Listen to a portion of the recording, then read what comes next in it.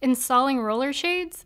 We'll walk you through it. To get started, in addition to the roller shades you purchase and the hardware included, you'll need a screw gun or a drill, tape measure, screwdriver, and pencil. Your roller shades were packaged with their mounting parts, so avoid throwing anything away until you're totally done. Also, it's easier to install a shade that's securely rolled up. If you measured for an interior install, you'll be adhering your shade within your window frame. That means your shade should be approximately the width of your window. Attach your shade brackets and extensions into the two ends of the raceway. Make sure the extension bolt locks into the raceway holes. Install the shade and raceway system in the window opening. It's better to screw the middle holes on the raceway to make sure its location can be adjusted to the left or right.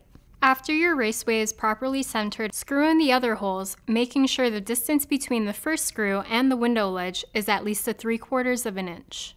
First, insert the clutch end into the tongue of the clutch bracket. Press the end plug and insert the end plug into the hole of the bracket of the other side.